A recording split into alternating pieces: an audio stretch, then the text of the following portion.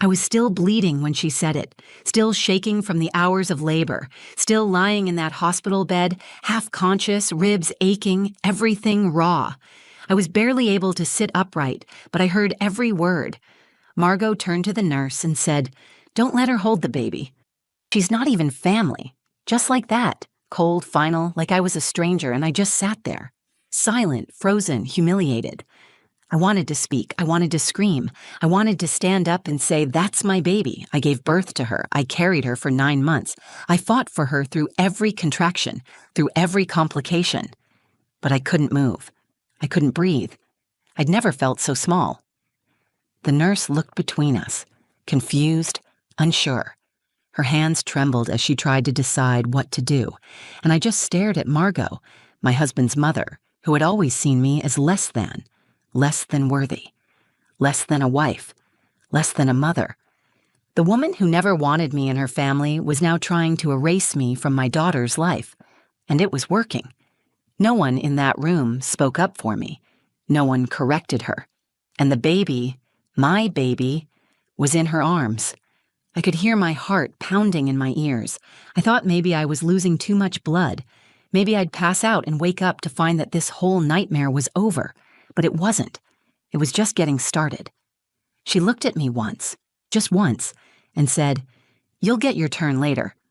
Like I was just some visitor who'd wandered in off the street. Not a mother, not her son's wife, not a human being. That moment should have been one of the happiest of my life. I should have been cradling my daughter, whispering her name, memorizing the shape of her fingers. Instead, I was being erased, rewritten out of my own story. And then, just when I thought no one would speak, the door opened. The doctor walked in, Dr. Henderson. I'd seen him during the worst moments of my labor. He was calm, focused, and kind, the kind of person you trust without even thinking about it. He looked around the room, took one look at me, and then at Margot. "What's going on here?" he asked. The nurse tried to explain, stumbling through her words, unsure how to handle the situation. And then he turned to me. His voice was steady and sure. "Actually," he said, "this baby wouldn't be here if it weren't for her." He walked over and handed me something. It was a form, a legal document. "Read who signed the birth certificate," he said. And in that moment, something inside me shifted. The weight of every insult, every dismissal, every time I'd stayed silent just to keep the peace, it all cracked open. Because I wasn't invisible. I wasn't irrelevant. I was the mother. I had proof in my hands. I looked at Margot. She didn't say a word, and for the first time since I'd arrived at that hospital, I realized I wasn't going to let anyone take this from me. Not my name, not my baby, not one more second. When I found out I was pregnant, I cried on the bathroom floor with the test still in my hand. They weren't sad tears. They weren't exactly happy ones either. They were the kind of tears that come from realizing everything is about to change, and you have no idea if you're ready. Tyler, my husband, took it better than I did. He knelt beside me, kissed my forehead, and whispered, "We've got this." And in that moment, I believed him. I believed in us. We had been married for 2 years. We met in college. He was studying engineering. I was finishing my degree in early childhood education. He made me feel safe, steady, seen. And even though his family never really welcomed me in, I thought I could live with that. I thought love would be enough. His mother, Margot, made her feelings clear from the beginning. She never raised her voice or said anything openly cruel. She didn't have to. Her disapproval was quiet, constant, and crushing. When I spoke, she looked at her phone. When I cooked, she wasn't hungry. At our wedding, she told people Tyler had rushed into things, that I wasn't really his type, that I'd gotten lucky. I told myself it didn't matter, that I was marrying Tyler, not his mother. But when I got pregnant, things shifted. Tyler was excited, and that seemed to thaw Margot. For a moment. She bought baby clothes. She picked out names. She smiled in a way I hadn't seen before. I almost let myself believe we were finally becoming a family, but something in me knew to stay cautious. There was always a line I wasn't allowed to cross, a seat I hadn't truly earned at her table. My pregnancy wasn't easy, At 12 weeks, I was put on bed rest for 2 weeks due to early contractions. At 24 weeks, I was diagnosed with preeclampsia. I was in and out of the hospital, constantly monitored, always worried. Tyler tried to be present, but work kept pulling him away. And every time he had to leave, Margot stepped in. Not gently, not kindly. She arrived with orders, opinions, and that same cold smile that made me feel like a stranger in my own life. When I went into labor, it was 3 weeks early. Tyler was out of state visiting his uncle, who'd taken a sudden turn for the worse. He was supposed to be gone for 2 days. It turned into 5. Margot insisted on staying with me. She said she didn't want me to be alone, but it felt more like she didn't want to leave me unsupervised. Tyler had given her temporary medical power of attorney, just in case. It was meant to protect me, but she used it to control everything. What room I stayed in, what doctor I saw, when I could have visitors. The labor was brutal. 18 hours, 2 failed epidurals. At one point, the baby's heart rate dropped, and I had to be given oxygen. I remember the mask being pushed onto my face and a nurse saying, "We might have to make a decision soon." I was alone in a room full of people, and the only person who spoke to me like I mattered was a young nurse named Angela. She wiped my forehead and whispered, "Doing amazing." It was the first kind thing anyone had said to me in hours. Eventually, I gave birth to a tiny, perfect baby girl. I didn't even get to hold her. They took her away for immediate care, and I was too weak to protest. I drifted in and out of sleep, exhausted and hollow. I kept asking for Tyler. He was still on his way. When I finally woke up in the recovery room, Margot was already there holding the baby. The nurse stood awkwardly beside her, looking unsure. I reached out with both arms and said, "Can I hold her?" And that's when Margot said the words that made everything inside me go still. "Don't let her hold the baby. She's not even family." I didn't understand how someone could be so cruel at a moment like that. I was her daughter-in-law. I was the mother of the child she was holding. I was the woman who had nearly died to bring that baby into the world. And yet, somehow, I was invisible again. But something inside me refused to break this time. I didn't know it yet, but this wasn't the end of the story. It was the beginning of a moment that would change everything. The nurse hesitated. Her hands were still covered in latex gloves, hovering over the baby. She looked from Margot to me, unsure of what to do. I could see the uncertainty in her eyes, the way she flinched when conflict entered the room. And I didn't blame her. Margot carried herself like someone who expected obedience, and she knew exactly how to get it. "I'm the grandmother," Margot said, "her next of kin, legally speaking. The baby needs to stay with me." I tried to speak, but my throat was dry. I reached for the cup of water by the bed and took a shaky sip. My body felt broken. My chest still burned from the oxygen mask. My arms felt like sandbags, but I had enough strength left to whisper, "My daughter." Margot didn't flinch, and no one's saying she isn't. But Tyler isn't here, and with your condition earlier, you're not in the right state of mind. Let's wait until the doctors clear you, all right? We just want what's best for the baby. The nurse looked panicked. She glanced down at the chart in her hands, scanning it for answers she wouldn't find. She was young, maybe new, maybe unprepared for the politics of a family like ours. "Can I see some ID?" the nurse asked. Margot pulled a folder from her purse. She had it ready. Signed documents, emergency contacts, the temporary medical power of attorney Tyler had approved weeks earlier. At the time, it seemed responsible, necessary. I had even signed off on it, trusting that it was a precaution, not a weapon. She waved the papers like a badge of authority. "We're just following protocol," she said calmly. "She needs rest. The baby needs calm. Let's not turn this into something emotional." But it was emotional. It was deeply, painfully emotional. I had just gone through 18 hours of labor. I had given birth with no husband by my side, no family to hold my hand, just machines, pain and strangers trying to keep both of us alive. And now, after all of that, the first arms to hold my child weren't mine. They were hers. I could hear Eliana's soft cries, muffled against Margot's shoulder. It felt like a piece of me had been taken, not just taken, stolen. I tried again. "Please, just for a minute. I need to hold her." Margot clutched the baby closer and turned slightly away, protecting Eliana as if I were a threat. "Let's not do this now," she said. "You're upset. You need to recover. The last thing you need is more stress." She wasn't loud. She didn't yell. Her tone was careful, measured, and dangerous. It was the kind of voice used by people who manipulate while pretending to care. And the worst part was, I knew she believed she was right. The nurse took a step back. "Maybe I should check with the attending." "No need," Margot said, her voice firm. "Everything is covered. I'll take care of her." I could feel my body trembling, not just from the labor, not just from blood loss, but from something deeper, rage and heartbreak living in the same space. I had never felt so powerless, so erased. The room blurred around me. My heart pounded in my ears. All I could think was, this is how it happens. This is how people are rewritten out of their own lives. One signature, one assumption, one person too weak to speak up. I wanted to scream, but instead I lay back in the bed, staring at the ceiling tiles while Margot cooed at my baby like she had every right to do so.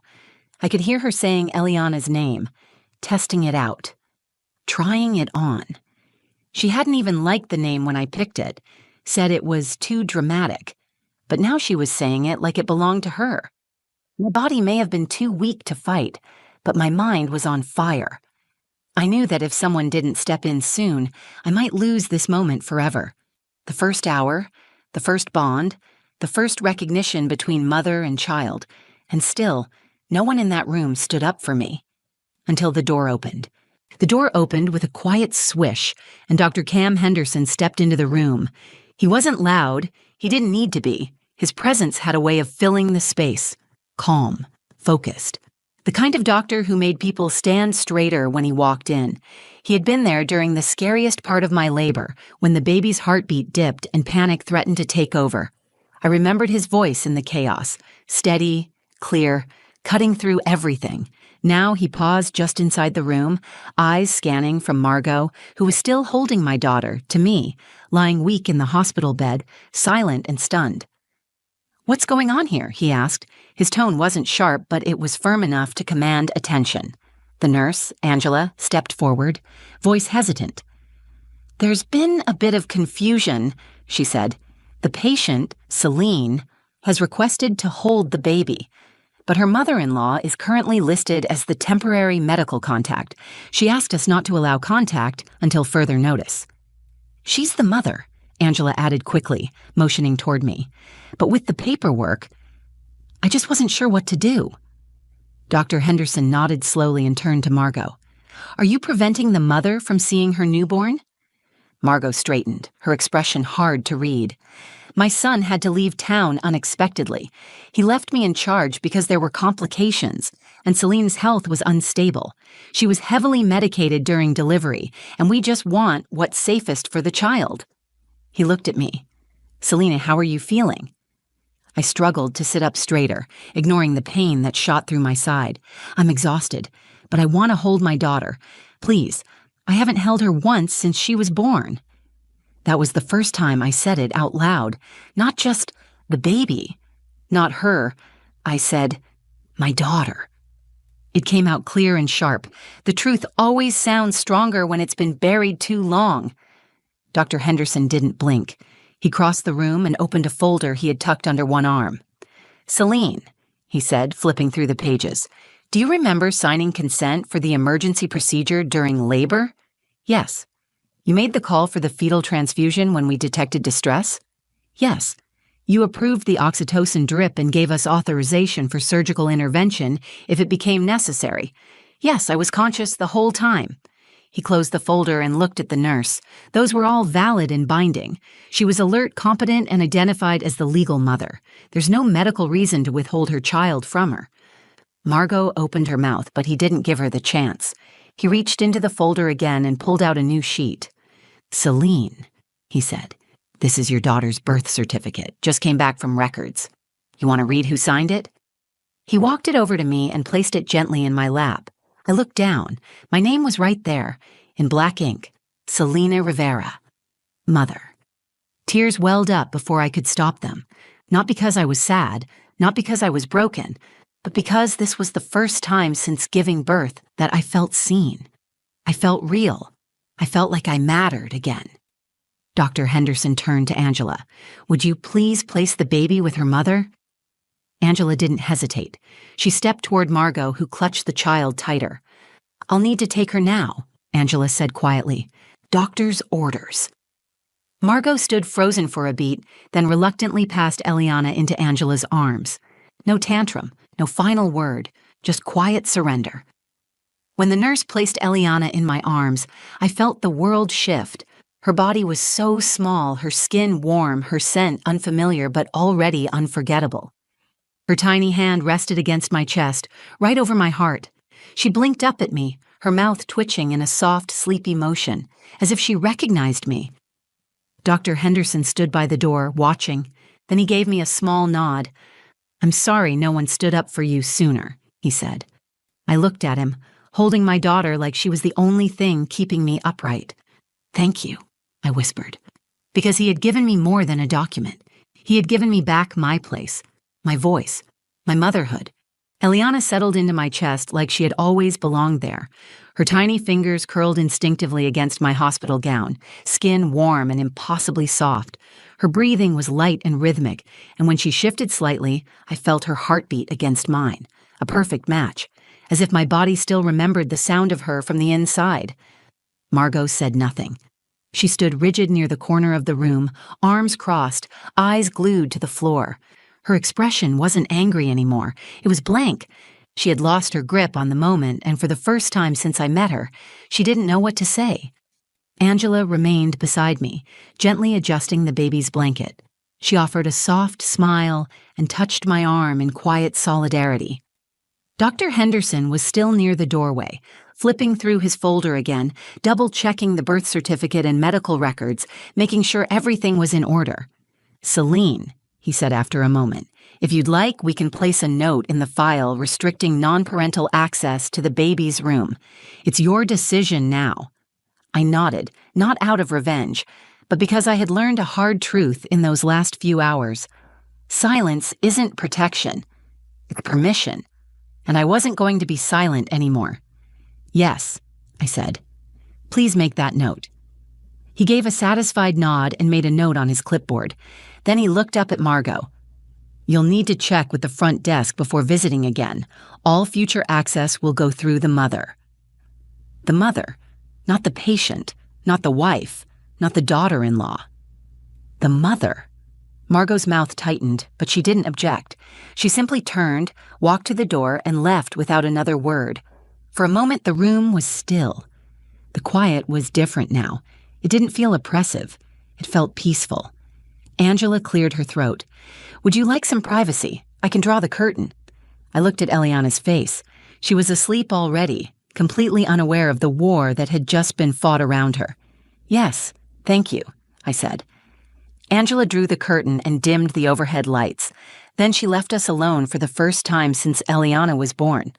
I looked down at her, memorizing every detail, her delicate eyelashes, her button nose, her full lips.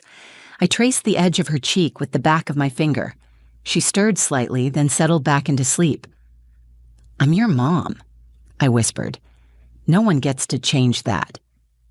Tears slid down the sides of my face, but I didn't wipe them away. I let them fall. They weren't from pain. They were release. Relief. The weight I'd been carrying for 2 years, trying to earn a place in a family that never wanted me, was gone. I never should have had to fight this hard just to hold my own child. But in doing so, I found something I didn't expect.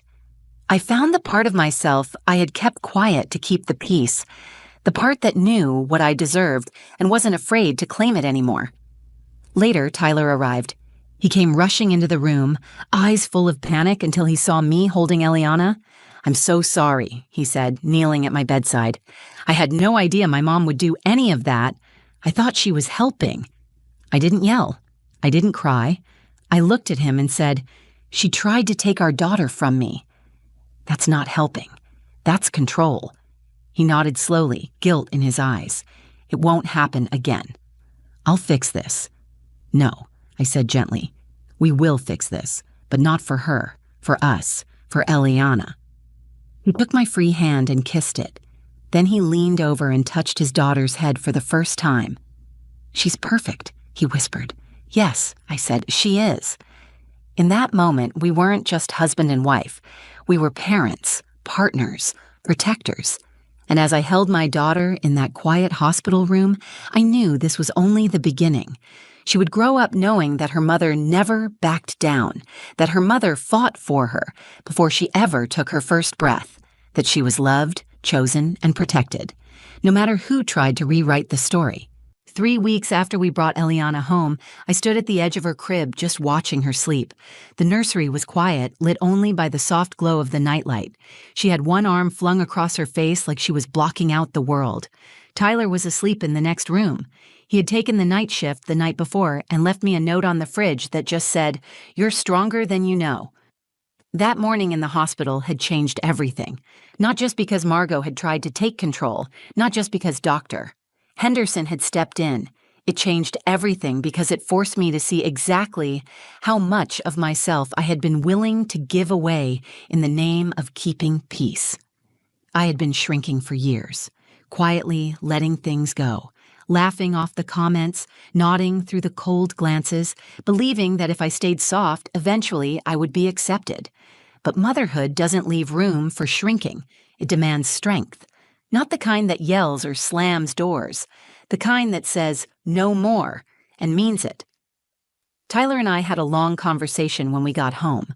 We sat on the couch after putting Eliana down for her nap, and I told him everything, not just what happened in the hospital, but how it had felt to be erased, how lonely the pregnancy had been, how much it hurt to be treated like a guest in my own life. He didn't defend his mother, he didn't make excuses, he listened. And when I was done, he said, "It's not going to be like that anymore." We made boundaries together, real ones. Margot would not be visiting without both our consent. She would not be making medical decisions. She would not be in the room unless invited. He called her that night. I didn't listen to the call, but I saw how heavy his shoulders were when he hung up. He didn't say much, just that she was shocked and upset. But he stood by what we agreed to. That meant more than anything. I didn't want revenge. I wanted peace. Not the kind where you stay quiet to avoid a fight, the kind where you no longer have to earn your place at your own table. Eliana doesn't know any of this yet. She doesn't know what happened in the hospital room or how close I came to missing the first moment we ever shared. But one day, she will. I'll tell her the truth, not to make her choose sides, but to show her what it means to stand your ground when everything feels stacked against you. She'll know that being a mother isn't about perfection. It's about presence. It's about protecting the sacred bond between you and your child, even when no one else understands it, even when someone tries to rewrite it. She'll know that her name was whispered by me before it was ever printed on a birth certificate, that I loved her when she was just a heartbeat, that I carried her not just in my body, but in every fear, every hope, and every late-night prayer I whispered alone. The birth certificate hangs in a frame above her crib now. Not because I need proof of who I am, but because I want her to grow up seeing it.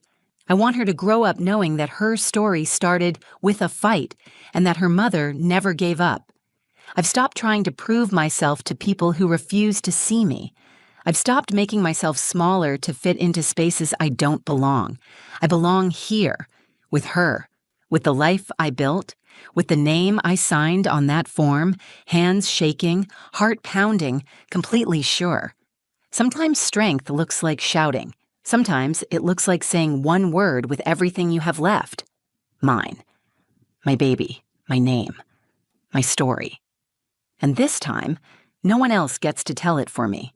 If this story touched you, if you've ever felt dismissed, unheard, or underestimated, know that you're not alone.